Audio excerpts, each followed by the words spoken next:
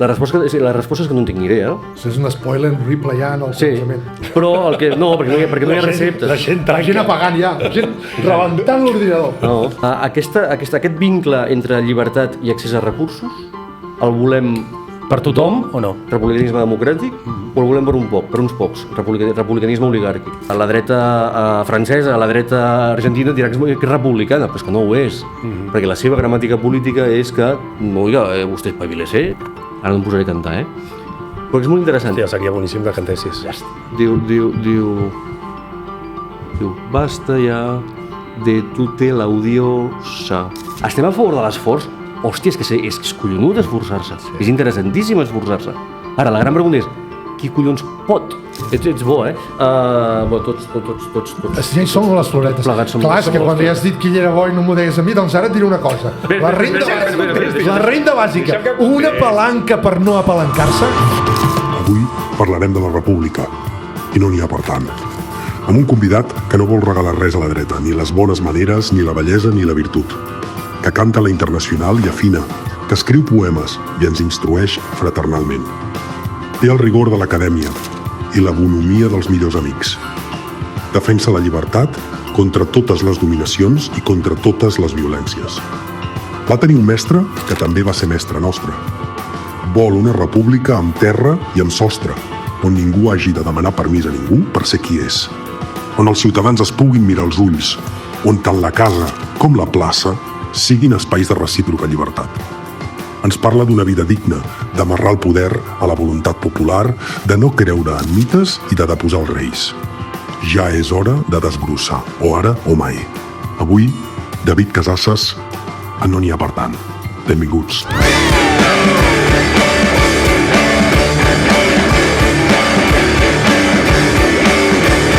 Bueno, jo menjo a la Universitat de Barcelona.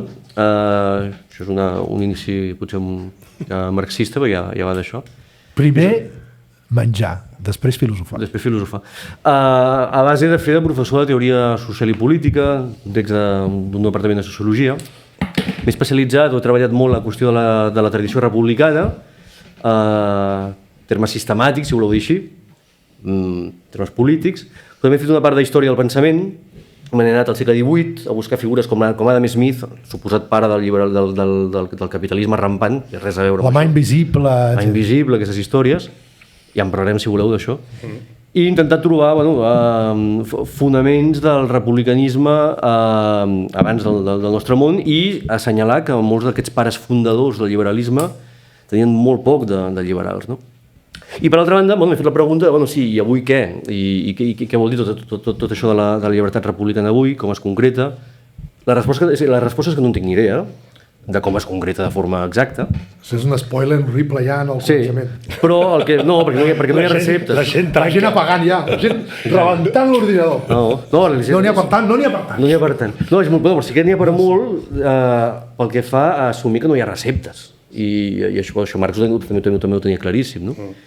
Aleshores, no sé, no hi ha receptes. Però em sembla que la proposta de la renda bàsica universal captura el vell vincle entre llibertat i accés incondicional a recursos que trobem en el republicanisme des dels temps dels grecs, no? I després del 16, 17, 18, 19... I avui, quan fem la pregunta pel present, ha emergit la qüestió de la renda bàsica. Això són una mica de les meves coordenades temàtiques. Menjo de la Universitat de Barcelona. Menjo perquè treballo allà i m'hi esforço molt, tant com puc. Però a més també estic a espais de militància política, cultural, com per exemple la revista Sin Permiso, República i socialisme també pel segle XXI. Socialisme entès en un sentit molt ampli.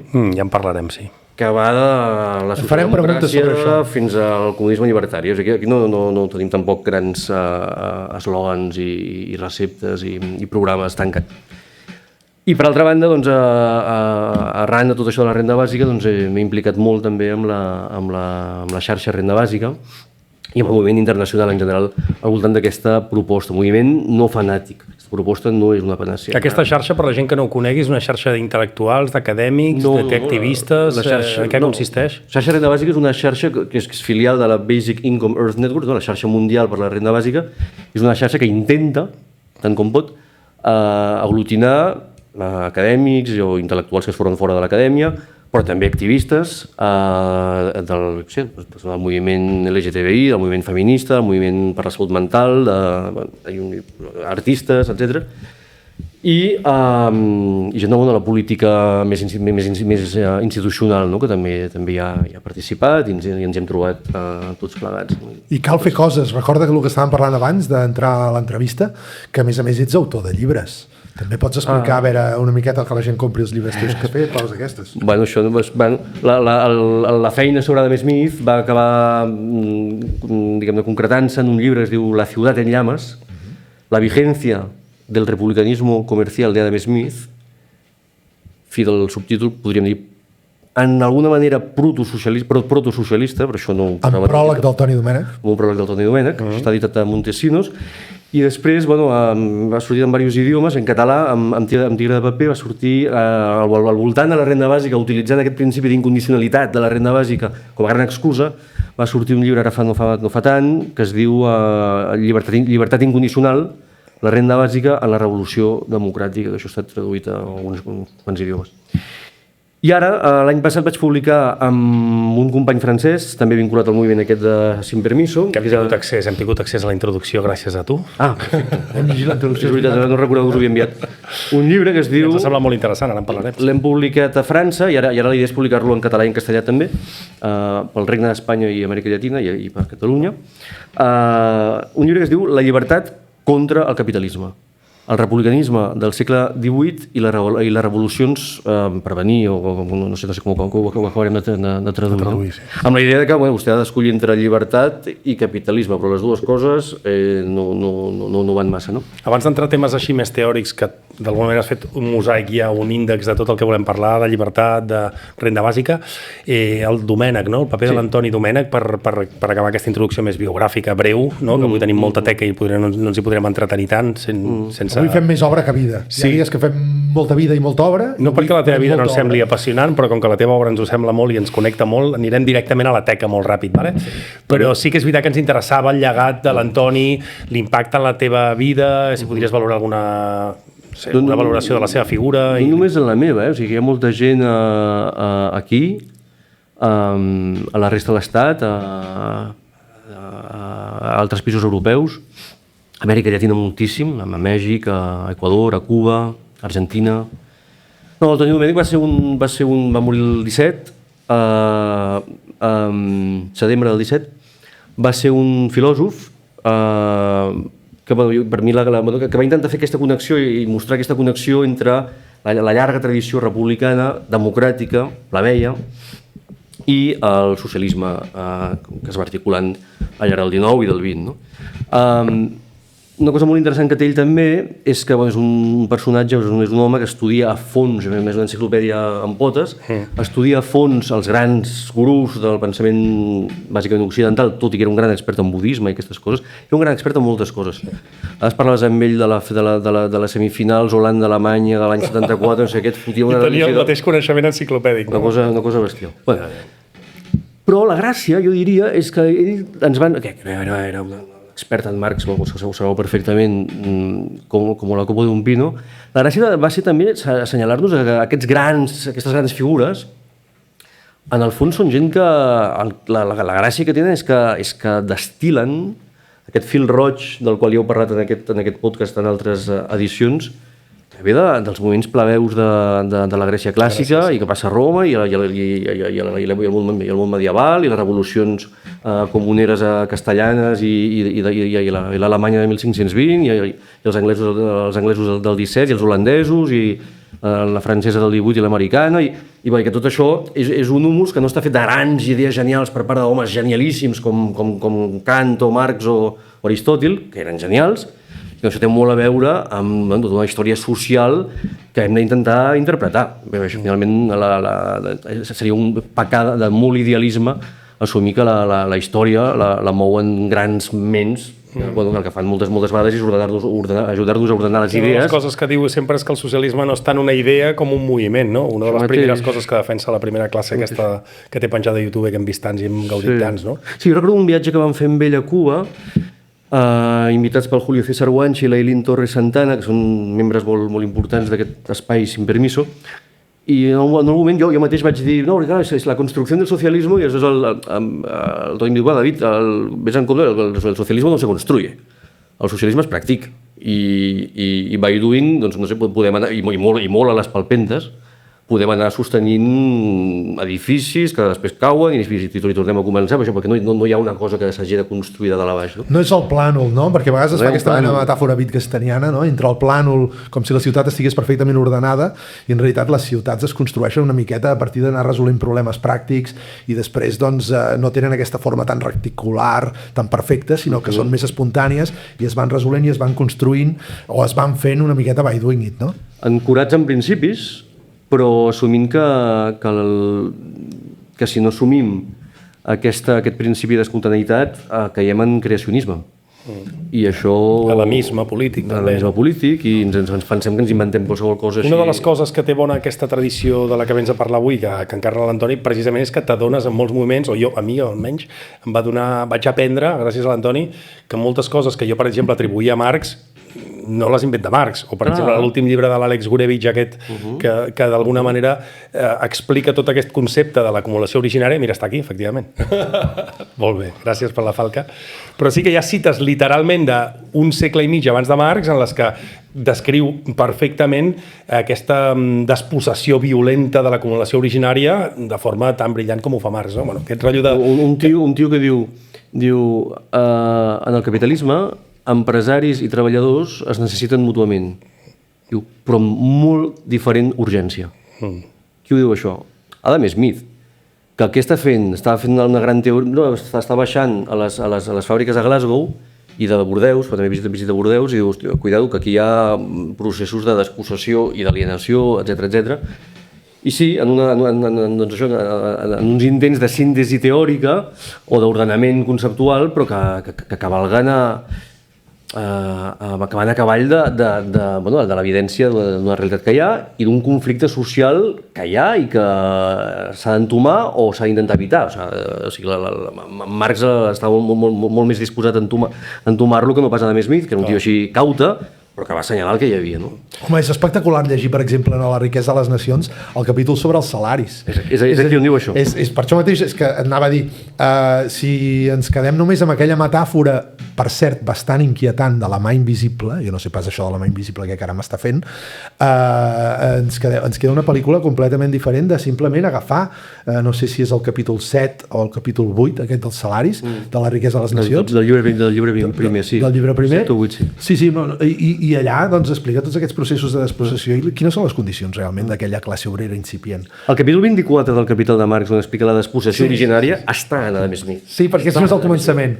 Això és el començament d'aquest capítol. Escolta, jo et vull fer una pregunta. Fes-la. Què és el republicanisme? O sigui, a veure, coneixem partits com el Partit Republicà nord-americà. Coneixem les Républicains francesos, que per cert ara a França hi ha un cert moviment. Després també coneixem... Esquerra Republicana de Catalunya. Un partit que es diu Esquerra Republicana de Catalunya. I què té a veure el republicanisme amb tota aquesta mena de partits i de coses polítiques que ens poden sonar? Explica'ns així una miqueta que ho puguem entendre. Fem una simplificació però ben fet. Intentarem. La gramàtica política republicana el que ens diu és que no hi ha llibertat sense sense accés incondicional a recursos. Recursos de quins tipus? No ho sé, hi hauria una gran pregunta, però accés incondicional a què? Si voleu dir-ho així, propietat en el sentit de control de recursos, no propietat en el sentit de tenir un títol de propietat segellat a la butxaca, sinó propietat en el sentit de controlar recursos individualment i col·lectivament. De quin tipus? Això s'interpreta societàriament i ja ho anirem veient a cada època històrica i avui, no? Però no hi ha llibertat si no podem gaudir individualment i col·lectivament de recursos incondicionalment garantits. Llavors, la pregunta sobre aquests partits polítics l'heu d'anar responent vosaltres, l'hem d'anar responent tots i totes. O sigui, en quina mesura ens sembla que avui en dia, en la gramàtica política nord-americana, per exemple, la qüestió de la ciutadania està vinculada a la qüestió social que té a veure no només amb algun tipus d'acció filantròpica per part d'una celebrity, sinó que té a veure amb la consolidació de drets socials o formes de propietat que garanteixin una existència material digna, no? En aquest sentit, i com a catalans, jo crec que ens hem de preguntar també sovint si existeix la possibilitat de que, com a catalans republicans, indepes o filoindepes o el que vulgueu, que fem una república catalana sense continguts republicans. O sigui, si nosaltres ens limitem a treure el monarca i a fotre una ratlla, doncs haurem fet un territori independent del Regne d'Espanya. Sí. Però el republicanisme és antimonarquisme per molta gent, simplement, no és una forma d'estat. L'antimonarquisme és el corolari final de la tradició republicana. O sigui, la tradició republicana diu bàsicament dues coses. M'enrotllo un moment de res? I tant que sí. Et diu... Nosaltres contents de sentir-te. A diferència dels liberals, que diuen que la gent bàsicament té preferències i s'ha acabat, el món va a hòsties, perquè hi ha conflicte. Hi ha conflicte perquè hi ha recursos escassos i accessos disímils a aquests recursos. Això no és civilitzat. Això s'ha de resoldre d'alguna manera, s'ha de canalitzar institucionalment. Aleshores, què fem per canalitzar això institucionalment? Doncs muntem coses públiques, comunes, res pública. Les repúbliques, que és una cosa així com allò, patapom, et cau al Palau de Justícia i a la divisió de poders i tal, o tota una colla d'institucions més informals que vagin de bracet, allò del Palau i la plaça, que deia el Pasolini, que el tenim aquí posat. I Maquiavel. I Maquiavel, exactament. Doncs muntem la república, aquesta cosa heterogènia, interessant, que quan un liberal diu, ja està, hem begut oli, lasciati ogni speranza. O sigui, quan et fiques aquí dintre has perdut la llibertat. Bé, els republicans no ens mamem el dit. Som perfectament conscients de que els cossos institucionals poden degenerar despòticament, però també pensem que potser no ho fan, si hi ha un bon, diguem-ne, estan ben amarrats a la voluntat clau popular. és si la intervenció és arbitrària, no? Per recuperar el concepte que el Domènech sempre subratlla molt. Exactament. Sempre hi ha d'haver una intervenció, en molts casos en la propietat i en el patrimoni de la gent més rica, evidentment, per fer possible la llibertat republicana. De tothom. Efectivament, però aquesta intervenció no pot ser arbitrària, no? Aquesta seria la reivindicació de la llibertat republicana. Sí, però sí, el que passa és que per arribar al final de l'argument que intentava desenvolupar, però sembla molt bé que m'interrompis. No, perquè deies que l'Estat, som conscients de que no tot Estat és bo i que l'Estat pot intervenir. Un liberal ens diu que si obrim la porta de la institucionalitat... Tot Estat és dolent i que els impostos són dolents... Tota interferència interpersonal porta com a preu... La reducció de la llibertat. L'erosió de la llibertat, la reducció de la llibertat. Els republicans som perfectament conscients de que això pot no ser així, però que això pot ser així. I, de fet, a banda de les hòsties de la dominació que es dona a la vida social entre els actors privats, que és per això que fem república... Que és això el que obvien els liberals, perquè els liberals critiquen l'intervenció de l'Estat, però obvien el desajust de poder... Totes les intervencions que poden existir en el món social privat, no? És a dir, hi hauria dues grans amenaces de la llibertat. La dominació entre actors privats, que és el que els liberals, com vosaltres dieu, neguen, i després un cop hem muntat la república, doncs aquesta república podria generar despòticament. I, de fet, els estats tendeixen a degenerar despòticament. Doncs és per això que, per una qüestió d'higiene pública i de salut pública, no és massa recomanable que el cap de l'estat sigui un monarca. Però treure el monarca és el corolari final d'un procés molt més llarg. La gran pregunta és, l'independentisme català, o qui sigui que digui que vol muntar una societat civilitzada, està disposat a assumir que en el cor de l'agenda republicana hi ha la qüestió de l'accés incondicional a recursos del tipus que sigui, polítiques públiques de moltes menes, monetàries o en espècies, repartiments dels drets de propietat. Si sí, i en algun grau, aleshores estem parlant de gramàtica política republicana. Si això està absent completament del debat, com ho està, per exemple, en els programes... La dreta llatinoamericana, que es diu republicana perquè ella fuig del populisme aquest de la xusma, no? segons diuen ells i elles, la dreta latinoamericana diu, no, nosotros somos republicanos porque somos ordenados. No, perdón, usted está asumiendo que la gent es fot cops de colze i endavant, i querer és poder, el món només és psicològic, la voluntat és l'única que impera, i a córrer, i a cops de colze. Bé, això és una... perquè el món en el fons no és conflictiu, si l'Oriol és empresari, i jo soc un treballador, Déu no vulgui. És perquè ell ho volia, Déu no ho sé, però ell sí que ho volia, i jo no volia, o no volia tant, la meva preferència per ser empresari no era tan intensa. Clar, si el món és psicològic, no hi ha conflicte, però és que el món no és així. Això té a veure amb allò que explicava Marx, no?, del pecat original. Resulta que hi havia una gent que era gandula, ociosa, que no feien res, que estaven tot el dia ociosos, i en canvi n'hi havia que eren molt emprenedors, molt estalviadors, molt actius i molt espavilats, i clar, és normal que aquests poguessin acumular tota la riquesa i els altres estiguessin condemnats a haver de trebalar amb les seves pròpies mans. És la introducció del capítol al que ens referíem abans, el capítol 24. Sobre l'anomenada acumulació originària, que va ser una cosa sanguinària per utilitzar el tema de Marx. Per orientar el tema cap a on volem anar també. Llavors, jo crec que ens hem saltat una petita etapa, que és la idea de que hi ha un cert republicanisme que no és democràtic. És a dir, tota l'estona estàs parlant des d'una tradició que és republicana i alhora és democràtica, perquè has posat al centre del republicanisme la qüestió de l'accés a la propietat, a la riquesa o als recursos. Jo dic que no hi ha cap republicà que et digui que ets lliure si no accedeixes. D'acord, però hi ha uns quants republicans que el que assumeixen és que si no ho és tothom doncs no passa res i per tant hi ha d'haver unes elits, podríem dir. Però és molt més honrat, Sí, efectivament. Si t'hi fixes... És el de Kant, no?, en el fons també. El de Kant o l'Aristòtil, no? La pregunta és...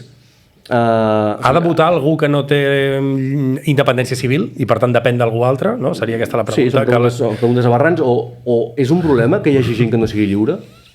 Per moltíssima gent no. Ja, per Aristòtil, pròpiament. Per Aristòtil, per Jefferson d'alguna manera, per Kant en algun sentit. És a dir, la gran pregunta és, aquest vincle entre llibertat i accés a recursos, el volem per tothom o no? Republicanisme democràtic, o el volem per uns pocs, republicanisme oligàrquic. Però compte, a mi em sembla molt més honrat dir que vosaltres dos, que no tenim ni un puto duro, no sou lliures i escolta'm, me la pela. El republicanisme aristocràtic. Perquè jo soc l'elit. El republicanisme aristocràtic... És més honest que... És transparent! És molt honest que el Sala Martín. No fa aquesta fictio iuris de que aquí tots som lliures independentment dels calés que tinguem al banc. Bueno, és que ara no ho porto sobre, però bàsicament la fictio iuris aquesta és dir, és la llibertat liberal, no? És a dir, tu ets lliure quan ets igual davant de la llei que els altres. I sí, ara no el porto sobre, si us ensenyo el meu DNI, l'identificareu perfectament. És igual que el vostre, igual que el de la Patricia Botín. Bueno, jo soc fill del Lluís i la Maria Jesús, i ella de l'Emilio, i no sé com es deia la seva mare. Salutacions al Lluís i a la Maria Jesús. Bueno. Sí, ara no hi són ja, però bueno. Sí, saludem, i tant. També són mestres, també, aquests. El mateix DNI, per tant, tots lliures. Vinga, benvinguts a la festa, l'orgia liberal i neoliberal i de més, perquè el món són preferències. No, però aquí hi ha una estructura social, unes relacions de poder material i simbòlic, també són importants, les relacions de poder simbòlic, que expliquen el món regit per aquesta llei que suposadament és igual per a tothom. Esclar, la dreta xilena, la dreta espanyola, la dreta... L'espanyola no ho diu això. La xilena, la dreta francesa, la dreta argentina dirà que és republicana, però és que no ho és, perquè la seva gramàtica política és que, oiga, usted espabilese, el papá Estado no tiene que venir a resolver los problemas. Oi que vostè pot signar contractes? Doncs és lliure, ja està, no es pregunti res. I deixar-los de signar. Oi que es pot retirar vostè de la relació contractual? Qui li forçava vostè a signar per Globo? Qui li forçava vostè a convertir-se en una Kelly? Estem al regne de la... I si resulta que si vostè no pot menjar i llavors miri, doncs no es pot retirar de la relació contractual, haver treballat més. Mira, perquè aquell va començar en un garatge, Sí, va tenir una idea boníssima, va començar a fer ordinadors, una cosa increïble, gràcies a ell estem fent aquest programa en el YouTube ara mateix. Llavors, des d'aquesta perspectiva del republicanisme democràtic, creus que té sentit pensar el socialisme en el fons com l'assumpció de que si volem ser fidels a la idea que només som lliures si tenim accés a recursos i alhora fidels a la idea que tothom té dret a tenir aquests accés a recursos i per tant tothom té dret a ser lliure, el corolari d'aquestes dues suposicions és que en el fons hi ha d'haver una socialització dels mitjans de producció en algun sentit perquè aquesta societat del petit propietari granger republicà que es podia potser somiar fa 4 segles és una mica impossible, és a dir, comparteix aquesta idea d'alguns que reivindiquen Marx i la tradició socialista en certa manera com la derivada natural d'algú que està preocupat efectivament per la llibertat i està preocupat perquè sigui possible amb la socialització de l'accés a la propietat. És a dir, té sentit des d'aquest punt de vista pensar que Marx era socialista? Què en penses d'això? És una pregunta que era republicà, perdona, volia dir. Que era socialista, és evident. Socialista en principi sí, que era republicà. Sí, és una pregunta que ja l'has respost tu, perquè ho has explicat molt bé. Però no feia 4 segles, és a dir, feia 50 anys, és a dir, Marx i companyia són perfectament conscients que són els hereus de l'ala derrotada de la Revolució Francesa. La Revolució Francesa va ser un espai on es va escenificar la gran lluita entre el liberalisme i el socialisme o el republicanisme democràtic en el món contemporani, no? Expliquem-ho això per la gent que no ho sàpiga, que a vegades anem molt ràpid. Les dos dins de la tradició il·lustrada, els dos contendientes de la Revolució Francesa. Bueno, a la Revolució Francesa hi havia una sèrie de gent més o menys vinculats a la...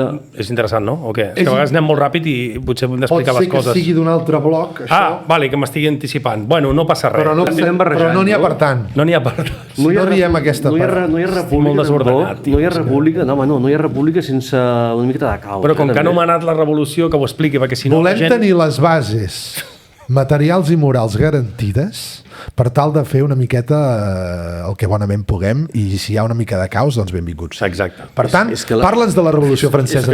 És que la vida humana és contingent, caòtica... Contingent m'agrada molt. No insistim en aquesta idea que amb el programa del Delgado ja va quedar clar. O sigui, anem a recuperar la tradició de l'ordre. No, però el David no estava parlant de la llibertat humana, és la llibertat política. Va, som-hi. Revolució Francesa en titulars, és a dir, perquè la gent es situï la Gironda, la... Va haver una sèrie de gent que va dir que això de la monarquia havia arribat al seu final, i del que es tractava és de fer una transformació lampedusiana en la qual els grans dirigents dels últims anys de Lluís XVI, de la política econòmica, els fisiòcrates i demés, poguessin, la gran figura de l'expert, que allà es teoritza i moltíssim, parla molt d'una física social que només els que en saben interpretar, i per tant són els experts de la Unió Europea i de la Troika, aquest tipus de qüestions. Els tecnòcrates, no? Els tecnòcrates. I aleshores la Rakai, la xusma, que no és un problema que quedin a la cuneta de la història. En canvi, hi havia tota una ala jacobina, que no té res a veure amb aquesta idea que el jacobinisme és una cosa centralista, però això és un altre debat, perquè no n'era de centralista. Hi ha tota una ala jacobina molt arrelada en els moviments populars de les comunitats locals, que deien, escolta'm, d'acord, som-hi, anem a la Revolució Francesa, a la nostra revolució, però assumim que si fem una revolució republicana haurem de tocar la qüestió de l'accés a la propietat. I llavors la gran fórmula de gent com Robespierre, que també el teniu per aquí, i Robespierre was right, en el sentit que tenia raó, no que fos de dretes, la gran proposta era, en aquella França agrària, encara amb una revolució demogràfica incipient, etc., era l'accés comú a propietats de la terra o la petita propietat agrària, també com la pensaria Jefferson als Estats Units. Aquest personatge tan complex, perquè és profundament demòcrata o democràtic, però tenia una història complexa. Per la història que estem explicant, justament. Exacte. És a dir, perquè era dels que pensava que, eixamplar-ho fins als negres, doncs no. És a dir, que no era suficientment democràtica. Hi ha una carta que li envia el John Adams i li diu, a Boston és molt més fàcil, però aquí al sud, hòstia, aquí el programa antiesclavista jo ja l'assumiria, i fins i tot allibero els meus esclaus, però la cosa està molt difícil. Això li he de preguntar un dia al Bru Laín, que ha fet una tesi molt interessant sobre Jefferson i Robespierre. Però a lo que anàvem. Què fa el socialisme del segle XIX? S'inventa la sopa d'all? No, bàsicament diu, escolta'm, hi ha un programa derrotat, que és el programa de l'ala esquerra de la Revolució Francesa, perquè finalment guanya la dreta, i amb l'articulació del Codi Napoleònic i la seva extensió a nivell mundial, on es diu bàsicament que som lliures i som iguals davant de la llei, amb independència de les condicions materials i simbòliques que acompanyin aquest món, com que nosaltres ens reclamem hereus d'aquesta ala esquerra derrotada, tornem a posar sobre la taula la pregunta, sí, conflictiva, ho sento, diuen els socialistes, conflictiva, sobre a quin tipus de propietat hem d'accedir. I aleshores entra el que tu estaves explicant també. Home, ara potser, en el segle XIX, ja no podem pensar en universalitzar la petita propietat agrària. Sí, que tothom tingui la seva parcel·leta, el seu hort, la seva granja. La casa i l'hortet del Macià, que té la seva lògica republicana, però clar, aquí hi ha el mode de producció canviat, la centralització, les fàbriques, la cooperació obrera. El que podríem pensar són formes de controlar col·lectivament, amb rendició de comptes, de forma democràtica, de forma assembleària, aquests espais fabrils, no en va, de fàbrica. Marx deia que finalment el que demostrava el cooperativisme ja de la seva època és que el jou despòtic de la dominació capitalista pot ser substituït, diu Marx, per l'associació republicana de productors lliurement associats, literalment. Bueno, doncs aquesta és la gran aportació del Toni Domènech. Hi ha altra gent, hi ha l'Àlex Gurevich, el Leipold i Florence Gautier, no? Florence Gautier a França, que és companya de feina d'aquest Yannick Bosch, amb qui ha fet aquest últim llibre, que ho expliquen molt bé. Per tant, què estem inventant? En res. I què ens hem de tornar a preguntar avui? Propietat de què? De quin recurs... Sí, però abans d'això, abans de parlar com ho podríem construir, insistim en aquest tema que penso que és molt important. És a dir, d'alguna manera, per Marx, el problema del capitalisme no és només la falta d'igualtat, sinó que és un problema de llibertat. És a dir, ell interpreta la relació que hi ha entre obrer i capitalista en el mercat laboral com una relació de dominació, no? És a dir, tu no ets lliure, sí que ets lliure, això és important que ho diem, perquè avui en dia tothom diu, no pots lliure, et deixes aquesta feina, em vas a buscar una altra, no? La idea és que tu potser no estàs dominat directament per un sol patró, però sí per la classe dels patrons, perquè si no tens accés a la propietat, t'has de vendre la teva força de treball. Per tant, primer element de dominació. Segon element de dominació, després en parlarem, la qüestió del mercat, no? La idea de que la pròpia societat no decideix en què produir, en què posar recursos productius i dedicar-se, sinó que subordina les seves decisions al moviment caòtic de les mercaderies, als preus, no? Per tant, Marx com un republicà en el sentit d'un defensor fèrrim de la llibertat, que en molts moments també ell, quan ha de defensar quins són els seus principis i la seva orientació, no és la igualtat. És més, una lectura crítica del programa de Gotha no esgota Marx en una mena de persona que pensa que tothom ha de tenir els mateixos recursos, al revés. A cadascú segons les seves necessitats, de cadascú segons les seves capacitats, no? Llavors, què s'ha perdut en tota la tradició perquè s'hagi acabat confonent a Marx en una mena estatista bàrbar, no? Que és com la gent... Un crític de l'estat i de la dominació i del possible estat socialista, també, no només de l'estat burgès, sinó del possible estat que nosaltres podríem arribar a generar, no? Sí, totalment. Volia fer aquesta puntualització perquè ho havies passat molt per alt, però coi, és que és important que fem aquesta reivindicació. I si et sembla, deixem un moment a Marx de banda i tornem enrere, però per anar a aquest punt que tu ja l'has explicat. No cal que l'expliqui jo. Llibertat, igualtat, fraternitat. Què volia dir tot això? Bueno, llibertat ja l'hem explicat. Què volia dir-ho de la igualtat en la tradició republicana i en particular en la Revolució Francesa, però sempre? Sí. La igualtat mai va voler dir estricta igualtat de recursos. Tothom té el mateix. Tothom té el mateix. Això és la caricatura de la dreta. Ja està, els comunistes bolivarianos, això encaixa amb lo de l'aranxa de l'altre dia, tirado, no? Contra la igualtat estricta i igualtat de recursos. No, però és que la pròpia comunisme, com tu deies ara mateix, no va amb això. La societat, el republicanisme, assumeix que la societat està feta d'agregats, però també d'individus, que són singularitats, amb projectes evidentment diferents, i per tant tot això serà una cosa absolutament diversa. El que cal és que siguem iguals en una cosa, en llibertat. És a dir, la igualtat s'entén com reciprocitat en la llibertat. Ens hem de poder, ara deixem l'Oriol de banda, ens hem de poder reconèixer tu i jo com recíproc... Ja està bé, t'indignes, molt bé, però espera't un moment. Com recíprocament lliures. L'Estat mana, Però hi ha la tercera pota de la tríada, que tu a més l'has estudiat a bastament, que és la fraternitat. I què és? Doncs que tothom, fins i tot l'Oriol, i fins i tot si és una tia, i fins i tot si és negra, i fins i tot si és d'Haití, o on sigui... I fins i tot si és l'Oriol, ja ho deies. Fins i tot si és l'Oriol, imagina't, i fins i tot si és l'Oriol, sigui incorporat en aquesta societat veritablement civilitzada que estem intentant muntar o anar articulant i desplegant amb criteris republicans. Per tant, sí, clar que l'eix central és la llibertat. El que passa és que la igualtat és fonamental, o sigui, que no hi hagi massa desigualtats és fonamental perquè aquesta llibertat no s'erosioni, no? Aquí hi ha un lema molt famós de Rousseau que diu és important que no hi hagi cap home massa ric com per poder-se'n comprar un, que en aquest cas ara t'ha tocat a tu, però ja canviarem ja. Canviem els rols després. Després canviem els rols. Sí. Ni cap massa pobre com perquè es vegi obligat a vendre's a si mateix a un altre. Per tant, clar que cal igualar recursos i repartir-los d'entrada. Per això l'accés incondicional als recursos, no? Però això no ens ha de portar una idea d'igualtat estricta de recursos, sinó un món amb reciprocitat en la llibertat per a tothom. I això és el socialisme. Nosaltres volem que tothom, els socialismes en plural, volem que tothom tendeixi a poder viure una interdependència. La vida social sempre és interdependent, el capitalisme és profundament interdependent. La gran pregunta és com es gestiona la interdependència, punta de pistola o no?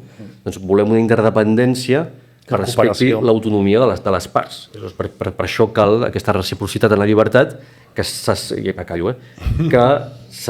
senta, això no sé si és català, que se descansa en l'accés a recursos materials i simbòlics, culturals.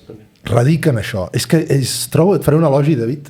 Va, això sí és el moment de llançar-nos floretes. Vinga, recordeu que els d'esquerres no fem això de llançar-nos floretes. No sé per què, però bueno. Hi ha un gran problema amb això, O sigui, a les esquerres ho regalem tot a la dreta. La llibertat és burgesa, ja més que no. L'individu és un àtom. Les bones maneres és una pijada burgesa. Hòstia, la bellesa i l'estètica, òbviament, horrorós. Tot, la democràcia també és burgesa. I en què ens quedem? No, el que hem de fer és recuperar tot això. Exactament. Jo voldria dir-te una cosa. L'elogi, home, si no li fem l'elogi. No, perquè és que és veritat. Hi ha un tema aquí que, si hem llegit una mica sobre republicanisme, hi ha tota una batalla teòrica i una disputa al liberalisme, també com a gramàtica política, sobre aquest tema que és la llibertat. Però això no vol dir que la igualtat o la fraternitat no siguin importants, perquè una vegada entès el tema de la llibertat republicana, i ho ha explicat molt bé, ara no ho repetiré jo, però apareix la qüestió de la igualtat com a reciprocitat en aquesta llibertat republicana, i després la incorporació de tothom a la república, i aquí és on potser Jefferson no va ser prou fraternal. No és un problema que potser no fos prou democràtic, potser és que no va ser prou fraternal per incorporar els que tenia esclavitzats, per exemple, en el seu ranxo. En canvi, aquest senyor, Robespierre, va fer un discurs, quan van fer la revolució, és un escàndol, explica-ho tu si ho... No. Ho deia de molt bon rotllo, Sí, no, ja ho sé. La foto cullerada, però quan foto molta ja m'agrada que ho expliquis tu. Però a mi m'agrada que fem conversa, que és molt divertit. Super, moltes gràcies. Bueno, va dir allò de fer un discurs que deia «Périssent les colonies plutôt que les principes», no? Que es morin les colònies abans que els principis. Aquests tios, i Toussaint Louverture, tots aquests líders de l'aixecament antiesclavista dels esclaus d'Haití, que ha estudiat molt la Florence Gautier, aquests tios seran negres i estaran a Centroamèrica o a les Antilles o com s'hagi de dir, però aquests tios són ciutadans de la República, per tant, a aquests tios també els haities, perquè la qüestió femenina és molt important també en la Revolució Francesa i en la tradició republicana popular. Després, si voleu, en parlem d'això. Aquests tios també els correspon, són fills de Déu, això no ho deia així, Robespierre, però... De l'ésser suprem. Són éssers humans tant com nosaltres, per tant, preferim perdre la colònia a acceptar una revolució republicana que... Si algú es connecta ara, per exemple, i es perd els primers minuts, segurament li sorprendrà que des d'una tradició socialista estiguem reivindicant llibertat, igualtat, fraternitat i estiguem fent el discurs que estem fent, no?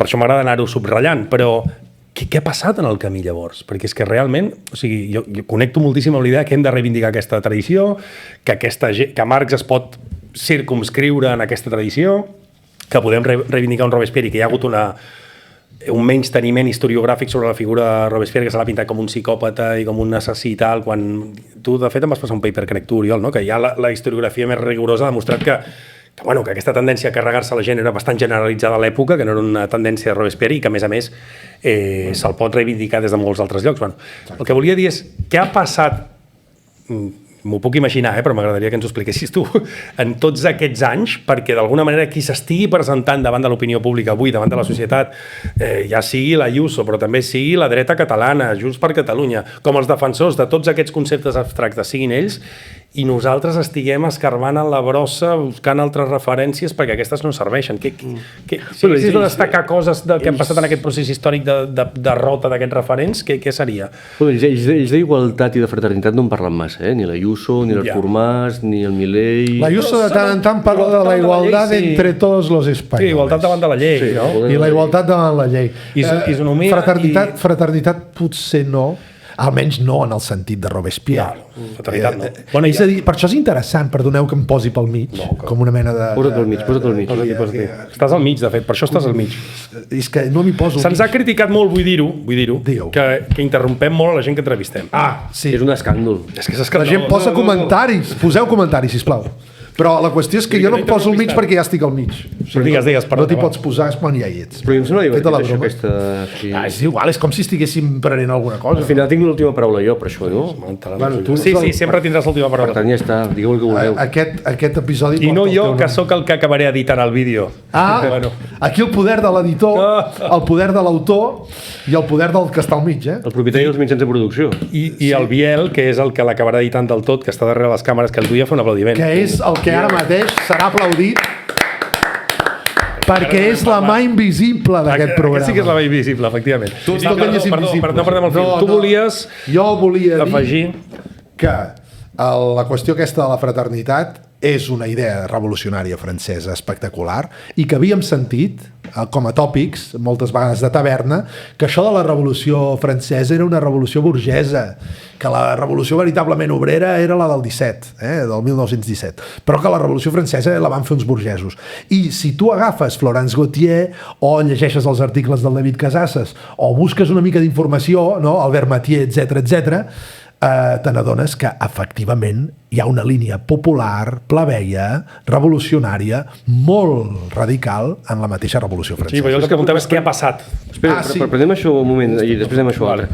Però és que la revolució francesa i el segle XIII a Anglaterra és que l'Europa medieval és una Europa on les classes populars autoorganitzades pateixen un colló, però al mateix temps es fan amb recursos comuns, amb presència popular constant, en formes de govern d'aquests comuns, les famoses com es diu l'estació de metro aquesta de Barcelona de la línia vermella, les sagreres, aquells espais sagrats que no tocava ni Déu a les parròquies, on es garantia, encara que no li agradés al bisbe, que els camperols podien accedir a gra en període d'escassetat per evitar especulació i de més. Tot això ho explica molt bé Ipi Thompson i aquest tipus de gent, que això ho ha treballat el Julio Martínez Cava, que també ho podeu portar un dia si voleu. Home, seria fantàstic. Aquí Julio, vine. Sí, hauries de venir. Aquí hi ha tot un fil roig popular, amb molta presència femenina, que per això hi ha caça de bruixes, ens explica la Sílvia Federici, que porta tot això. És a dir, això no és un invent dels salons de la França de 1780 i llargs. Comunistes! Abans d'omplir-vos la boca de segons quines teories absolutament abstractes, mireu la història. Les terres comunals... T'estàs dirigint als comunistes en abstracte. No sé qui són els comunistes en abstracte. Però bé, és igual, jo és que sempre em dirigeixo... Dirigim-nos als comunistes en sentit ampli. Molt bé. El 2017 vam celebrar, o hi ha gent que va celebrar el 1917, però és que el 2017 feia 700 anys una cosa molt important també, potser més i més fundacional, que era el 1217, feia per tant 800 anys. El 1217 es signa la carta del Charter of the Forest, la carta dels boscos a l'Anglaterra del moment, on aixequen la cort reial, d'acord, sí, però d'aquesta noblesa que us explota i que a mi també em posa en perill, diu el monarca, reconeixem que no hi ha llibertat sense accés a recursos i que una miqueta les classes populars angleses han de poder accedir als boscos per buscar-hi llenya, política energètica, per buscar-hi conills i arrels, alimentació, per parlar, educació, per practicar avortaments, per sanar, per processos curatius, els comuns en un sentit molt ampli, no? Això ho podríem traduir en formes de política pública actual o en formes de Deixa'm fer-te la broma. És molt interessant sentir un republicà parlant bé de reis que s'alien amb el poble, perquè aquests reis de l'època del segle XIII és més aviat així, no? I això és una cosa que fins i tot trobes en Maquiavel, és a dir, que la figura de la maestà de lo Stato estigui aliada amb el poble. És a dir, quan aquell rei per disputar-se el poder amb la noblesa ha de pactar. Però sotmès a una clàusula, que és que si no ens fas cas, regicidi. Ara. Sí, la gran teoria hòstia, que no és poca cosa, això, No, la gran teoria del regicidi de l'escola de Salamanca té molt a veure amb tot això, i això és Locke i tot aquest tipus de... Bueno, Locke no parlava de regicidi, però per això es poden tallar caps al segle XVII i al segle XVIII. Regicidi o tiranicidi. O tiranicidi, exacte, en cas que aquest principal, d'aquest agent, no faci cas al poble. I què passa després? Doncs no ho sé, jo no ho sé resumir, però ho podem parlar entre tots. Bueno, hi ha el típic titular aquest que es pot dir que la història l'escriuen els pensadors, bla, bla, és un lema molt abstracte, però és que és increïble. Però és així, és que la lluita de classes té una dimensió material, que és la Thatcher, per exemple, un episodi entre tants del segle XIX i del segle XX. Destrucció dels sindicats, fotent-nos fora dels sindicats, dels espais col·lectius, etc. Cultural. Però hi ha una dimensió cultural que té a veure amb la generació de la imatge del xaf, com ho diríem en català, del quillo, no? Sí. O el friqui que s'organitza, que ja hem superat ideals col·lectivistes, ara que ja estem en aquesta big society que volem muntar, diu la Thatcher i el David Cameron, la gent el que fa no és implorar al papà Estado que el salvin, sinó que s'espavila i tira endavant. Però també per desmèrits propis de la tradició, no? I això és la llibertat. Però és que nosaltres... Sí, perquè recordo un article de l'Antoni, que no sé com es deia, la tradició bolxevic, ara no em sortirà el títol. Los enemigos marxistes de su tiempo. El posarem que estic improvisant, el posarem a la caixa de comentaris del vídeo. Que sí, directament. No, que d'alguna manera el que ve a dir és precisament que hi ha una certa traïció de la tradició democràtica en el moviment bolxevic. Bueno, no em posaré en aquest fregat, però l'article és molt interessant com ho explica precisament l'Antoni. Vull dir que també és per mèrits en alguns moments propis, no? Home, sí, la història del socialisme en el segle XX no és precisament la història del triomf rampant de la llibertat republicana. Anem aterrant al tema de la renda bàsica, ho dic perquè estem en el primer bloc, està sent molt interessant. Però deixa'm fer l'última pregunta. Bueno, llavors durarà 2 hores i mitja i l'hauré d'editar. L'editaràs tu? No. Vale. No, perquè no el sé editar. No, doncs vinga, fes-la. Perquè no tinc les capacitats. Fes l'última. No, és que és igual. Ara ja no saber de què caram volia parlar. És que hi havia una cosa molt interessant aquí.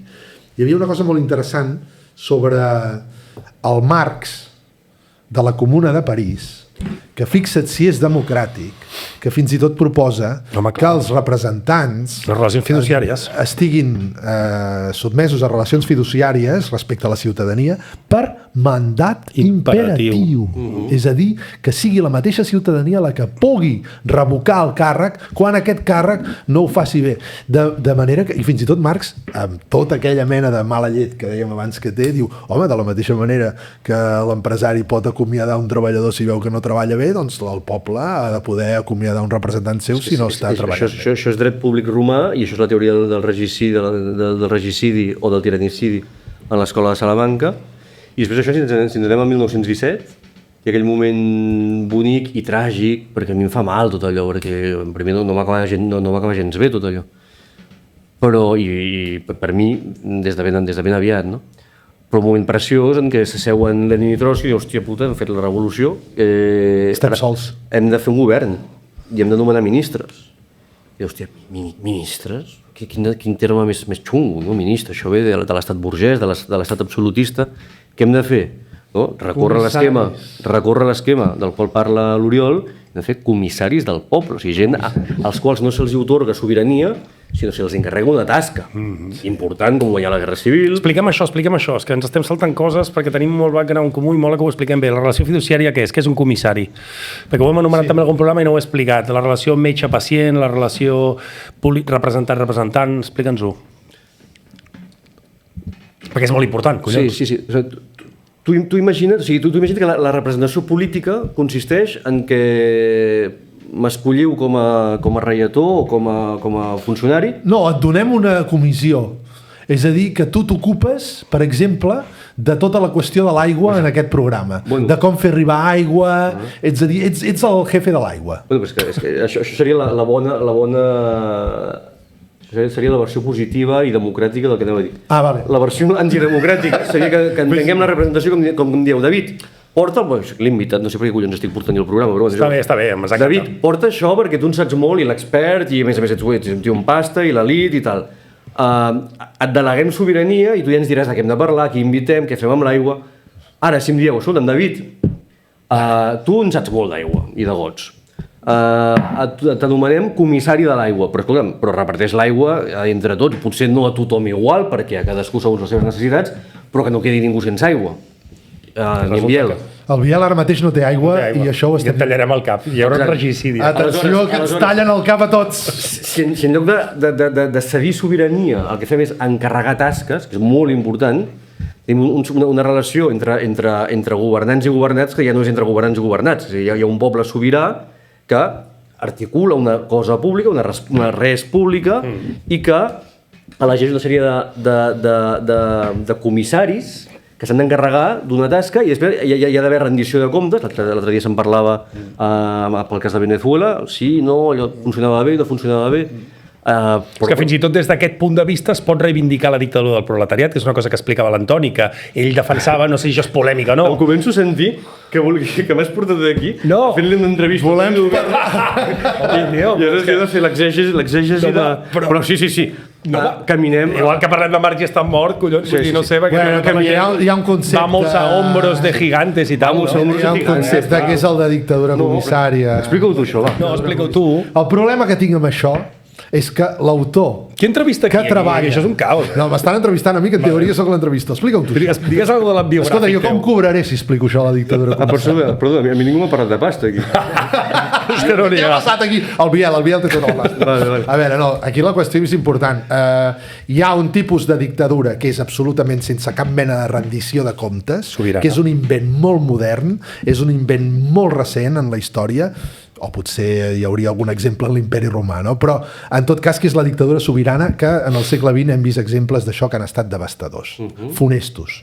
I després tenim l'exemple del que era inicialment, en terme romà, en dret públic romà, que era la dictadura en el sentit comissarial o comissari, en la qual, si hi havia una crisi en la república, es nomenava per 6 mesos a un dictador que en el seu que havia de rendir comptes quan acabava, no? Que quan acabava, en aquests 6 mesos d'aquest període d'excepció, havia d'anar al Senat a rendir comptes de tot el que havia fet durant aquest temps. Per tant, no era una dictadura deslligada absolutament de tota mena de rendició de comptes, sinó que estava sotmesa a la legalitat republicana. Era tot el contrari. Era tot el contrari. El que passa és que la paraula dictadura és normal que avui ens grinyoli, perquè coneixem l'experiència del segle XX i l'experiència dels dictàtors.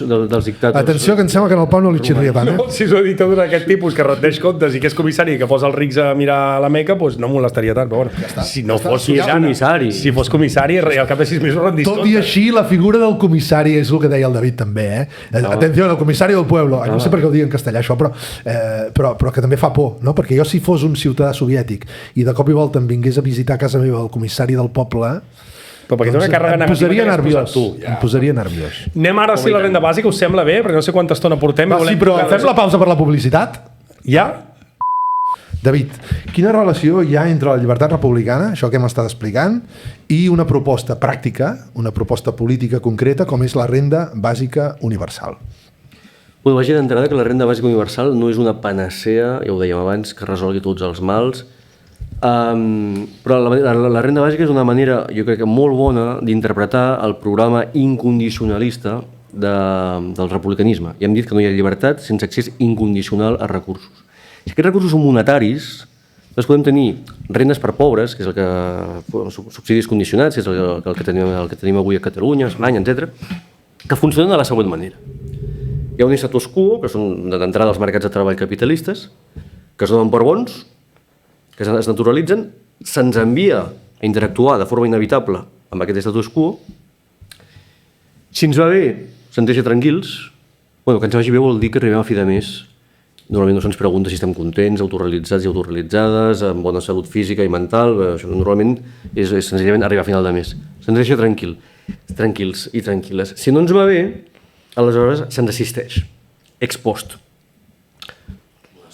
Si tenim sort. Si tenim sort, òbviament. Si l'estat del benestar encara està en funcionament, encara que sigui relativament. Avui estàvem parlant del desnonament de 300 persones de Badalona que... Exactament. Si tenim sort. Si tenim sort, perquè les polítiques condicionades sabem que generen problemes d'accés als perceptors que els hi toca. La trampa de la pobresa. Estigmatització, trampa de la pobresa, etc. Però a banda d'aquests problemes, hi ha un problema filosòfic de fons molt més important, que és que, si us hi fixeu, en tot aquest recorregut no hi ha cap moment en què haguem pogut aixecar la mirada d'arran de terra, pogut fitar, o mirar de fit a fit, l'estatus quo en qüestió, començant dels mercats de treball capitalista, i dir que potser aquesta no és la nostra vida, que nuestro reino, que nuestro mundo no es este reino, que potser volem viure d'altres maneres, que volem fer més cooperatives amb podcasts o amb forats de regadora, el que sigui, no? En canvi, si nosaltres sortim de casa o entrem a casa, perquè a casa també hi ha conflicte, el tema del feminisme és molt important aquí, equipades de recursos, també monetaris i d'altres tipus també, un poder de negociació, potser no ho hem dit fins ara i s'havia de dir, no? Aquest vincle entre llibertat i accés incondicional als recursos passa pel poder de negociació que a mi em permet aguantar-vos la mirada i dir-vos, nois, així no acceptaré qualsevol condició que m'imposeu. Però escolta'm, això potser sí, parlem-ne.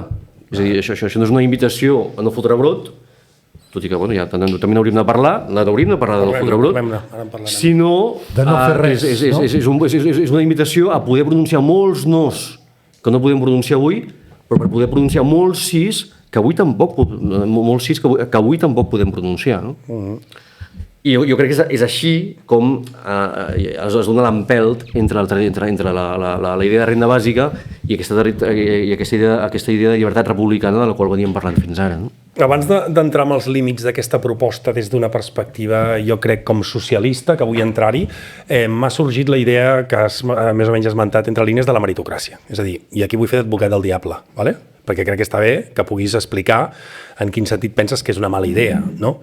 La meritocràcia? En quin sentit ho dic? En el sentit que és evident que això també està en Marx, que la llei d'acumulació capitalista el que fa impossible és que la meritocràcia en el capitalisme existeixi, perquè depèn de l'accés que tinguis a la propietat i tal. Però, en certa manera, subvertir aquest mode de producció, per molta gent, el seu imaginari és que almenys la meritocràcia sí es faci efectiva. És a dir, des d'un punt de vista d'activar políticament la renda bàsica com una cosa que a la gent li sembli atractiva, un dels límits, després entrarem als altres, però aquest que m'ha sorgit amb la intervenció que has fet i que crec que és important, és que molta gent té molt empaltat aquesta idea de, tio, està molt bé, sí, tots tenim dret a que ens vagi bé la vida, però fes alguna cosa perquè et vagi bé. O sigui, precisament... Perdó. No. Llavors el que vull dir és, en quin sentit aquesta cultura, que evidentment avui la meritocràcia són els pares, no? Però podem plantejar de forma activable políticament una alternativa que consisteix en dir si no fas absolutament res no passa res perquè la vida la tindràs garantida igualment. Quin sentit penses que és mobilitzable o topa amb un sentit comú que és molt rocós en aquest sentit? No, al revés, jo crec que part dels problemes de l'esquerra és que no hi ha objectes de desig polític i al voltant d'objectes com la renda bàsica se'n podria generar de desig polític. Per què? Perquè, si vols, en lloc de parlar de meritocràcia, parlem de cultura de l'esforç. Jo compro el rotllo de la cultura de l'esforç. El que em sembla que és absolutament inacceptable és que se'ns digui que bueno, podem buscar-ho al diccionari, un dia ho vaig buscar i em semblava que deien això. Què vol dir esforçar-se? Esforçar-se és tirar endavant una tasca que entens i que t'acaba portant un resultat que desitjaves. I que té sentit per tu. Això el diccionari ja no ho deia, però clar, esforçar-se vol dir això. Estem a favor de l'esforç? Hòstia, és collonut esforçar-se. Sí. És interessantíssim esforçar-se. Ara, la gran pregunta és, qui collons pot esforçar-se? Sí, però no estàs contestant la pregunta. Jo estic fent advocat al diable. Deixa'm acabar. I després segueixes, perquè no ho tancarem. Doncs, la renda bàsica no és una invitació al dolce far niente. La renda bàsica s'ha d'entendre com una palanca d'activació de moltes formes de treball que no podem tirar endavant perquè estem en el fangar de l'acceptació del treball imposat coercitivament, perquè hem estat desposseïts i desposseïdes des de sempre i de forma recurrent, com explica el David Harvey, no?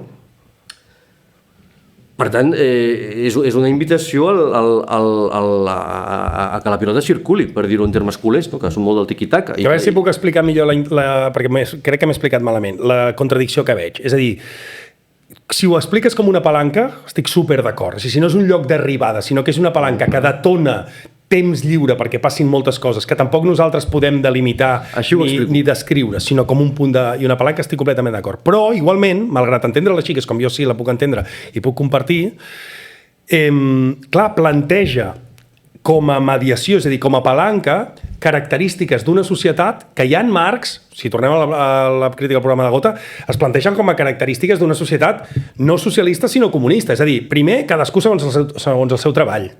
Meritocràcia de veritat, no? Marx diu, al capitalisme no hi ha meritocràcia, al principi meritocràcia i al final arribarem a un món, l'abolició del regne de la necessitat, tal, que això hauríem de discutir si és possible o no, però llavors sí, cadascú segons les seves necessitats. Això vol dir, principi de necessitats no és principi de contribució, no és meritocràcia. Clar, estem plantejant com a palanca un mecanisme que és no meritocràtic i que és propi d'una societat que ja no és només socialista, sinó que és comunista. I això jo crec que la gent culturalment la curtcircuita. Enteneu què vull dir o no? Sí. Ets bo, tots.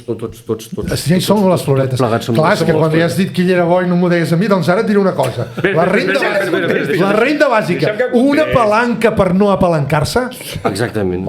Ja tenim el tall. Una palanca per no apalancar-se. Va, digues. És un vers. Entens ara què volia dir? Decasíl·lab. Decasíl·lab, és que és de 10, és de 10. Escolta'm, sí, totalment. El que passa és que, però no em facis treballar amb les condicions de Globo. Hi ha un... Està clar. No, home, però això és important. Hi ha un fragment, i aquí jo crec que ens posarem d'acord, crec. Hi ha un fragment de la traducció espanyola, o sigui, en castellà, feta pel PC, de l'Internacional, ara no em posaré a cantar, però és molt interessant. Hòstia, seria boníssim que cantessis. Diu, basta ya de tutela odiosa, que la igualdad ley ha de ser, no más, ahora no canto, no más deberes sin derechos, ningún derecho sin deber, que és la teva intuïció i té gràcia. Però com comença la cosa? Basta ya de tutela odiosa, que la igualdad ley ha de ser. És a dir, tu ens exhortes a treballar perquè hem d'anar cap a un regne, diguem-ne, on superem la necessitat, etc. Aquesta és la tensió. Però un moment. Però emmarcats en un projecte polític que abraci el PC o que abraci el gruix, la tradició republicana o socialista en sentit amplíssim, en el qual ja s'està explicitant que això va de treure'ns de sota del jou de Globo o de les empreses hoteleres de la Barcelona contemporània, i etc. Clar, en aquest context sí que podem entendre que podem participar i aportar treball en un procés de transformació social, sí, però el que no podem fer és dir això va de que entenguem la centralitat del treball i que assumim que el tipus de centralitat del treball que comprem és la centralitat del treball mediada per la despossessió capitalista. No, home, però això ningú diu. Doncs per anar cap a un món on entenguem que treballar pot molar, hem de tenir l'existència material garantida. I a partir d'aquí poder començar a teixir una interdependència... Que és un supertema per mi. Tinc aquí molt pim-pom i després ja et deixo més... És que toca tu, a més segons el guió. És que estem al moll de l'os del que m'interessa i quan toquem les coses que m'interessen molt em faig molt pesat. Però fixa't, per això jo en certs moments... És a dir, estic recuperant la idea del llibre del Red Bull, és aquest que us he dit abans que estic llegint ara, que estem en el moment aquest del que Reichmann diu la prova final o la gran prueba, o no sé. Estem en aquests 30 anys ens juguem, ja no el destí del socialisme, en el destí de la humanitat. Si no posem el freno de mà i no construïm una alternativa que la gent pugui comprar i tal, estem finiquitats. Els nostres fills ja no sé si tenen futur. En aquest context, jo em miro la renda bàsica i em miro el treball garantit I què li veig al treball garantit que no li veig a la renda bàsica? Que el treball garantit ja és positiu en el sentit que està dient no, ens hem de posar ja no és només que haguem de garantir una renda monetària que no toca els fonaments de la producció capitalista, sinó que de fet la pressuposa i hem de partir tots d'un nivell igual per després tal. No, és que necessitem una proposta ja normativa sobre la taula que activi tota la societat a treballar en les coses útils, és a dir, que assumeixi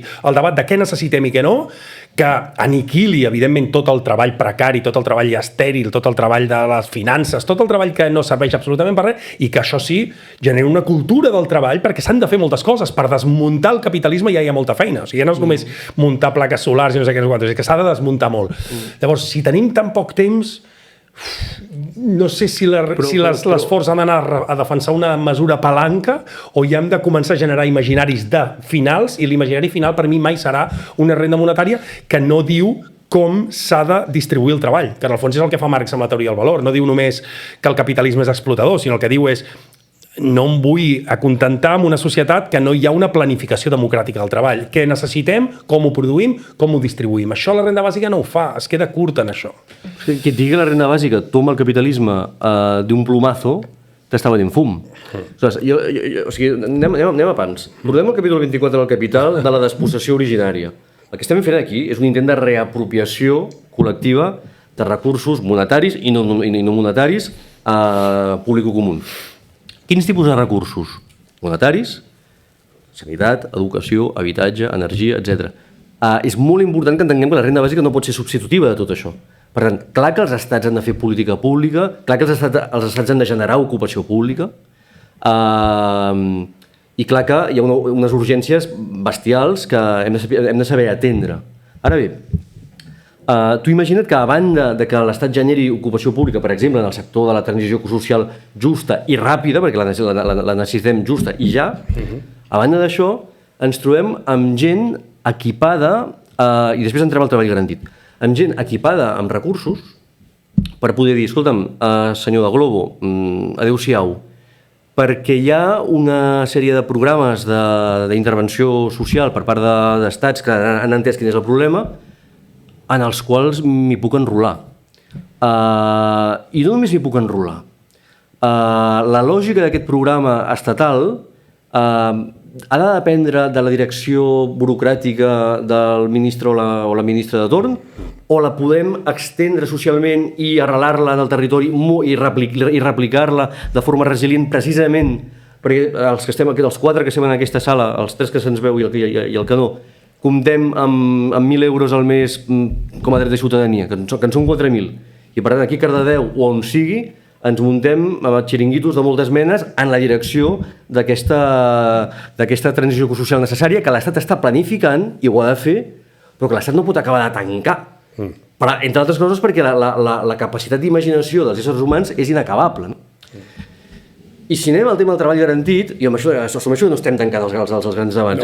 Jo tampoc entraré més perquè estaríem aquí 1.000 hores i et deixo l'última paraula com a convidat i estimat. No, però quina generositat és el Pau Llop. No, collons. M'està perdonant la vida ara. No, al revés, però jo entraria, el que vull dir és que entraria, però crec que hem d'anar canviant de temes, hem d'anar donant joc. Està bé que hi hagi dialèctica. Però a mi m'agradaria que parléssim un moment de renda bàsica i control dels mitjans de producció, perquè jo crec que aquí a vegades hi ha alguns malentesos. Però abans d'això, el treball garantit. Clar, si el treball garantit fos que en el Regne d'Espanya, les xifres serien per això, hi ha algú amb la capacitat de generar 30 milions de llocs de treball i, a més, aquests 30 milions de llocs de treball els podem controlar des de baix, no? Principar la gent i amarrar-los a la voluntat popular, és a dir, que no sigui una cosa despòtica, a dir, vinga, va. Si això es pogués fer, no sé, en podríem parlar. El que jo em temo és que darrere de la proposta del treball garantit el que ens trobem és el següent. Per exemple, tal com la formulen els germans Garzón, que per altra banda són uns tios molt intel·ligents i molt interessants i que també els heu d'imitar algun dia i tal. El que ens diuen és el següent. El que ens diuen és: en España hay mucho desempleo y un poco de subempleo. Hi ha gent que té empleo però voldria treballar més. També hauríem de comptar tota la gent que ja llença la tovallola, tota la gent que fa feina, per exemple, a la llar, que no és remunerada però que també és empleo, també és treball, no és ocupació, però és treball. Toda esta gente, que és una bossa de 3 milions de persones, els hi donarem ocupació pública en la bona direcció. És el que ens estan dient. A què equival dir això? Que la resta de 27 milions de treballs es blanquegen, es donen per bons. O sigui, no estem problematitzant com a... És que jo no estava defensant estava fent la dicotomia perquè s'entengués la diferència entre una renda monetària i una certa direcció pública del treball, però per mi la proposta seria molt més ambiciosa. Seria que tothom participés en el regne de la necessitat, orientat democràticament, moltes menys hores al dia. 4 hores de treball, treball repartit, treball garantit, però si la renda bàsica, temps lliure, les dues coses. És el que deia Marx, jo d'entrada començo com a Redford, no? Deia Marx, i el que vull és que redueixi la jornada laboral, però la gent tingui temps d'entrada per descansar. I que de lleure, i hòstia, i si els podem posar a militar per futurs més democràtics, fantàstic, no? Bueno, la renda bàsica, precisament, el que ens podria permetre és reduir la jornada laboral, no a... Però en aquest mateix estàs fent trampa, perquè en aquest mateix text del regne de la necessitat i el regne de la llibertat i el temps lliure, el que diu Marx és que per governar el regne de la necessitat necessitem una associació lliure de productors que cooperin, que posin la seva força. O sigui, ell està defensant en el regne de la necessitat planificació, tots a la una, amb un projecte democràtic i consensuat i relacions fiduciàries, el que vulguis, per planificació. Menys jornada laboral i a partir d'aquí llibertat, art, creativitat i tal. I tu t'estàs saltant la part de la gestió tosca del regne de la necessitat i dient una renda monetària. No. Això no és una associació de lliure de productors. Jo el que t'estic dient és que la planificació... Estic contestant i dic que no ho faria, Talla'm. No, però deixa'm... No, si estàs dient coses interessantíssimes, què t'he de tallar? Sí. El que intento dir és clar que ens cal planificació pública. Si és comissària, és a dir, si està permeada i inundada democràticament. Però és veritat que poden haver-hi mandats perquè això és urgent.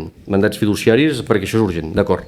Clar que sí. Però el que no hauríem de fer és entendre la renda bàsica com una panacea que ho resol tot, però tampoc com mers cacauets de salvació. O sigui, la renda bàsica, com qualsevol, dintre d'un paquet de mesures ampli, d'altres recursos també igualment incondicionals, que no s'haurà estat incondicionals en els estats del benestar que hem conegut, l'hem d'entendre la renda bàsica, com la sanitat i l'educació, etc., com recursos público-comuns als quals accedim de manera tal que esdevenen traduïbles en termes de, per exemple, temps per trobar-nos, d'entrada un coixí, un colchón en el que caernos vivos més que muertos, no? Un coixí en el que descansar.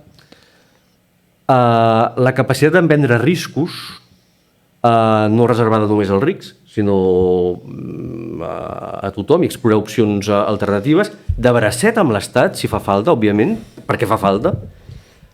I, finalment, deixem acabar amb una idea que la discutíem amb el Michel Kretke, el gran especialista en Marx. El gran especialista en Marx. Ell deia, i el dret al crèdit, en el doble sentit del dret a un flux de recursos, però també en el sentit del dret a la confiança social que ens atorguem tots a totes, entre tots i totes, a tots i totes, perquè som tots membres de ple dret d'aquesta societat i, per tant, hem de tenir dret a segones i terceres i ulteriors oportunitats. Tot això dibuixa un escenari de palanca d'activació que té molt a veure amb... Deixa'm acabar. Té molt a veure amb la possibilitat de controlar col·lectivament els processos a través dels quals anem produint espais, relacions, objectes materials, objectes immaterials, vida. Òbviament, enquadrats en un marc en el qual els estats democràticament amarrats actuen i de quina manera. Per acabar, Larry Collin Wright, el sociòleg marxista de Madison, sempre deia que això de la renda bàsica està molt bé, però que hauríem de passar de les justificacions estàtiques a les justificacions dinàmiques de la renda bàsica. Diu, quines són les estàtiques? Les que ens porten a dir, i és molt important, que hem de comptar quanta gent pobra i exclosa hi ha, per exemple, a Catalunya, i assumir que si introduïm una renda bàsica amb altres recursos en espècie al nivell de la pobresa, doncs aquesta gent deixa de ser pobra o gent exclosa, per raons econòmiques. I potser també simbòliques. Molt bé. Però és que després hi ha les justificacions dinàmiques que apunten al tipus de vida que un cop exclosos de la necessitat d'abraçar-nos al ferro roent que se'ns ofereix / imposa en el mercat de treball, i el tipus de vides que podríem posar en circulació. Llavors, ha vingut el David a dir que la renda bàsica ens porta cap a la propietat col·lectiva dels mitjans de producció. Dic, no, però sí que he vingut a dir que en aquest projecte que tu tens, que jo també l'abraço, hòstia, això hi contribueix i ho escalfa i potser ho extén i amb i amb la possibilitat de que això també ho hem comentat molt amb el Rendueles, no? Que la política pública a vegades està molt bé, però és mudadiza. Tot allò que neix d'aquesta voluntat assentada en decisions veritablement genuïnes per part de comunitats humanes més o menys àmplies, de bracet de l'Estat, però potser no necessàriament planificat per l'Estat, a vegades és molt més resilient. Tu ves a Sants i digues que es clausura Can Batlló, o sigui, incendiem Sants, no? Per tant, no hi ha tanta dicotomia. El projecte és aquest, el projecte és el del control col·lectiu de la transició ràpida i justa cap a un món habitable per part dels humans. I té algun joc la renda bàsica? Jo crec que hi té molt de joc. És una alternativa que suposa a la planificació pública? En cap cas. Molt bé, deixa'm que et digui una cosa. Per començar, que jo he apuntat aquí una estratègia increïble. Tu has dit per acabar. I llavors has dit, bé, es divideix entre les que són dinàmiques i les que són estàtiques. I has explicat les dinàmiques, primer has explicat les estàtiques, després has explicat les dinàmiques i després has dit per tant. Jo també ho faré, això. És a dir, tu fixa't que és com una mena de laberint, no? Tu estàs prometent allà, no, aquest home que sap tantes coses. Deixa'm dir-te una cosa, no podrem entrar aquí perquè se'ns està acabant el temps del blog, però almenys anunciar-ho. Ho dic perquè potser no tindria gaire sentit que fos concebible una renda bàsica com un terra si al mateix temps no poséssim un sostre a la riquesa. Amb la qual cosa jo no sé pas com convèncer a totes les famílies absolutament enriquidíssimes i capitalistes que no poden guanyar més del compte i que hi ha d'haver un límit i que hi ha d'haver un sostre. Proposaria que en tot cas els hi podem fer estàtues a les places, pel·lícules o musicals.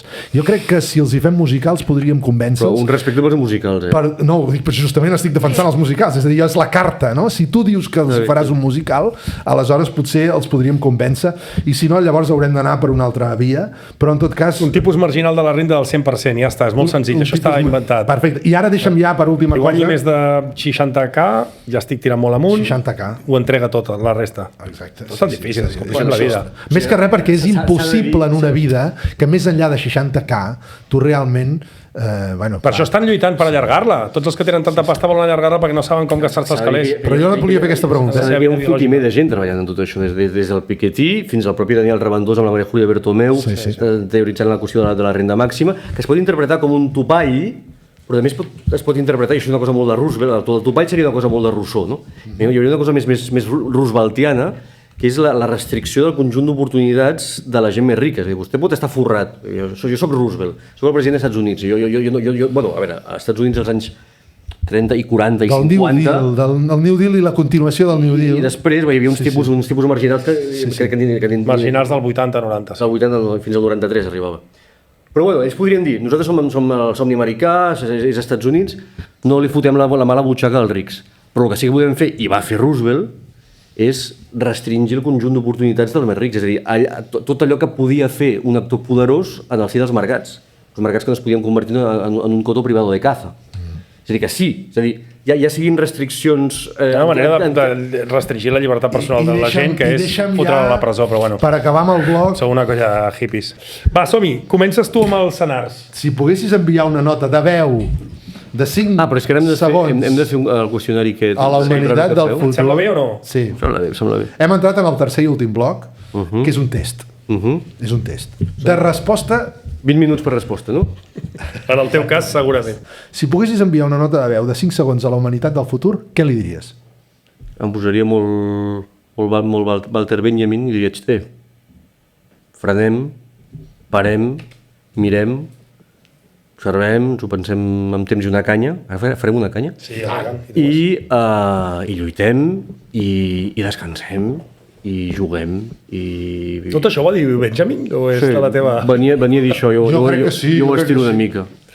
Una cosa de la teva llista de coses a fer abans de morir que en realitat no faràs mai. Hòstia, aquesta és molt puta, aquesta, És molt difícil. Publicar un llibre de poemes sí que ho faràs. Ho faré. Bueno, ja n'he publicat un i ara en ve un altre d'aquí. No, perquè...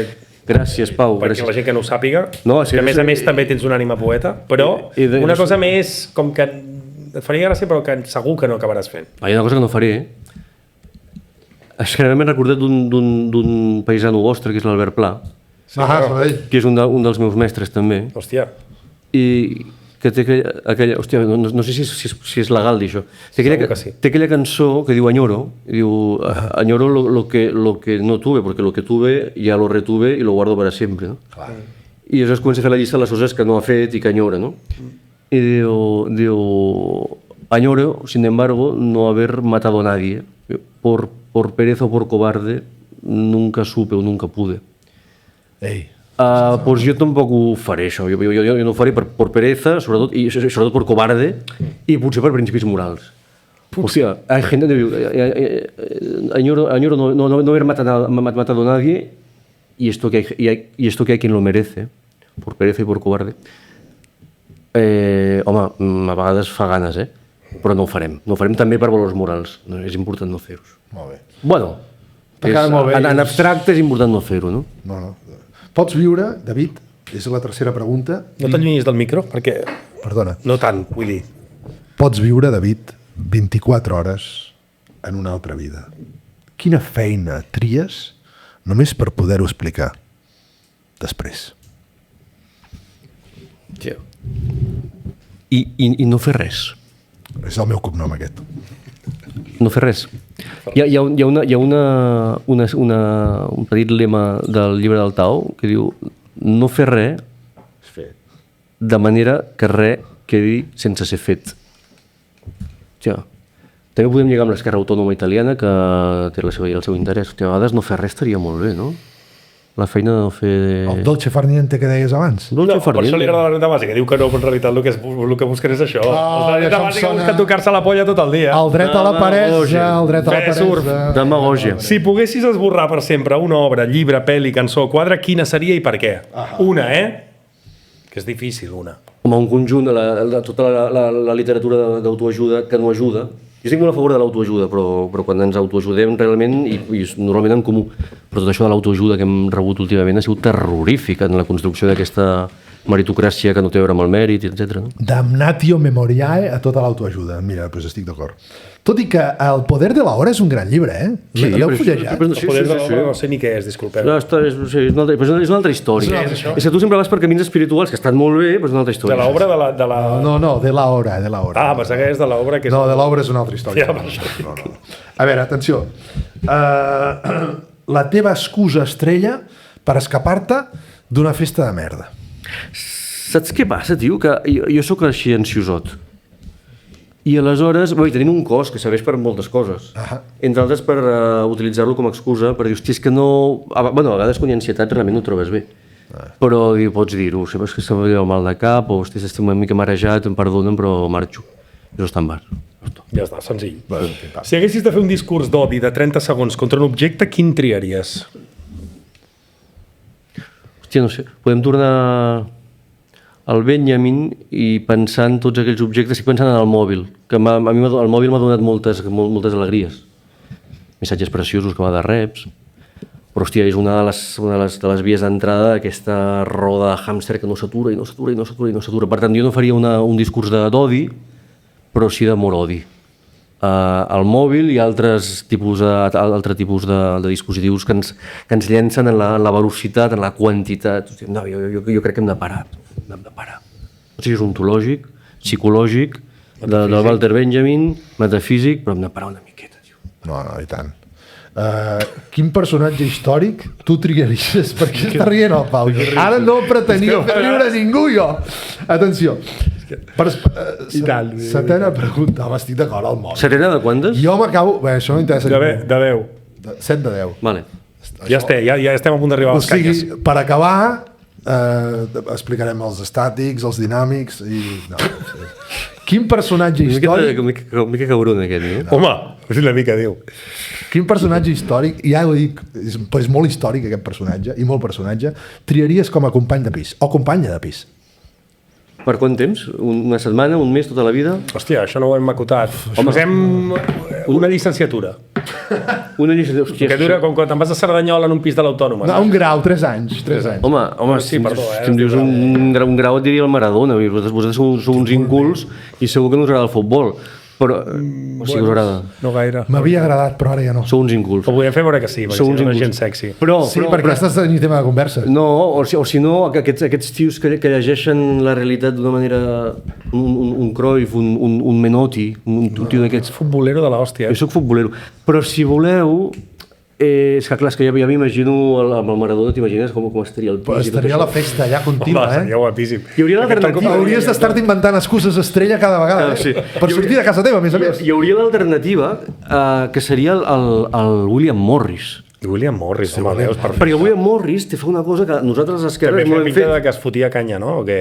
Era fiestera. No, un tio burgeset i tal, però socialista, que organitzava, i deia que l'estètica i l'autocura, no l'autoajuda, que no ajuda, sinó l'autocura, a entendre que el treball s'hi posa desig, que l'ús de les hores, que si això ho fem bonic, doncs és millor que no pas fer-ho lleig i no regalar... No ho veus, és bonic, això. Això ho vaig posar jo amb les meves mans, la gent es pensa que tot això... No ho has posat, això. Arts and crafts. No sabria ni com començar a posar això. Però puc contemplar-ho i apreciar la bellesa. No sé si ho pots apreciar si no ho saps penjar. Si no ho saps penjar, no sé si ho saps apreciar. Això és el que recorda William Morris. Que si no ho saps penjar, potser no ho saps apreciar. I això també ens ho deia el Gramsci, que estem perdent moltes... Mira, el Gramsci, pobret. Saltem de pregunta, que ens estem passant de temps. Vinga, va, a veure, Pau Llonc. Sí, que no estàs al cas, Pau, home, que estàs despistat aquí. Quina norma social odies i t'encanta trencar cada cop que pots? Hòstia puta. Bueno, tendim a... Tornem al Benjamin d'alguna manera, en sentit molt ampli, però tendim a... Jo soc culpogen, ansiós, etc. Culpogen? Culpogen m'agrada. Hòstia, això ho apunto ara jo mateix. Culpogen soc jo, també em sembla, doncs. Em costa dir que no. I estem en la societat del sí, una miqueta, no? Sí, ministre, sí. I bueno, ara que he fet 50 anys i que estic sortint de la postadolescència, doncs a veure si prenc a dir una miqueta més que no. Per tant, no m'encanta trencar-la, perquè no sempre la sé trencar, la norma d'haver de dir que sí, però dic que sí potser massa vegades. No venir aquí, venir aquí hi havia desig pel mig. Moltes gràcies. Digues. Què t'encén creativament? Home, tu com a poeta tens algun mecanisme per connectar-te? I tu me lo preguntes. Una gran pregunta. I tu me lo preguntes. No. El encendedor eres tu. El encendedor eres tu. Home, amb aquest discurs que has fet abans. No. Que quedarà tallat i per tant ara la gent no sabrà a quin discurs s'està referint. No, però s'enviarà el dia 6 de novembre. No, 6 de gener, per Reis. 6 de gener s'enviarà de manera random. Per això WhatsApp. Ja està. Sí. Digues perdona, David. Ho rebreu a tots els Quina era la pregunta? Què m'encén? Què t'encén creativament? Què t'inspira, què et mou per anar a fer obra? Jo em puc posar molt estupendo i dir que l'ànsia de llibertat i de llibertat col·lectiva i tot això. Però no ho facis. I la indignació, i no, és així, hi ha una part d'això, però que tenir un deadline la setmana que ve em posa les piles que no vegis. Això és molt pragmàtic. He de dir, però, que ara que parles de la poesia, això em brolla més de forma més incontenible. Clar. La resta és una cosa, la cultura de l'esforç està molt bé, però esforçar-se a vegades cansa i has de buscar mecanismes per... I sí, clar, la curiositat, també entendre com funciona el món i entendre per què això no va i què podríem fer per canviar-ho. Però bueno, no m'ho vull posar estupendo, no? L'anhel de justícia. Bueno, sí, clar. També, òbviament. I finalment, si el cel existís, què t'agradaria sentir dir adeu quan arribessis a les portes? El cel... El heaven, no l'eskai. El heaven, no l'eskai. Repeteix, què m'agradaria, què? Què t'agradaria que digués, sentir dir adeu a tu quan arribessis? Que Déu et digués què? Hosti, vist que teniu l'Espinosa allà, és que esteu molt bojos. Moltes gràcies. Bastant, la veritat. I molt cansats, perquè avui ha sigut un dia llarguíssim, No podríem quedar al matí per fer els podcasts aquests? Jo quedaria a la matinada. Home, sí, també. Però que abans de llevar o... No, cap allà a les 3 o així, a les 4. Abans d'anar a dormir? No, és l'hora que em llevo. Pues jo també. Pues els convidats ens aniran a prendre pel cul. Bueno, depèn de com ho fem. Escolta'm, ha sigut divertidíssim, però bueno, acaba la pregunta que ara t'ho direm, que ens hem... Home, ha sigut divertidíssim i estic badallant i no puc més. No, perquè estic cansat de treballar, perquè jo treballo molt, no estic amb vosaltres a la... Però això també és treball, No foteu l'ou. Es tracta de treballar. Treballar, molt bé. Hòstia, tu sí que ets poeta, tio. Què t'agradaria sentir dir adeu, sisplau? Home, a mi m'encantaria... Primer que es descolloni de mi. Això no t'ho esperaves, David? Sí que hi érem. No, però és el que em digui... Sí que hi érem. Perquè no m'ho espero, això. I llavors em podria dir... No, és que ara que he vist l'Espinosa, diu, però jo ja vaig tirant, ja vaig tirant. Això, en el fons, això és un tinglado celestial, però això forma part de la circulació de la matèria, és la mateixa substància, tot és el mateix, això és pura matèria o pura realitat, tot és real. I és tan real com el microbi, com la... Tot és substància. Tot és substància i hi ha modes. Jo soc una miqueta estranyot i hi ha modes en el sentit de formes de la substància.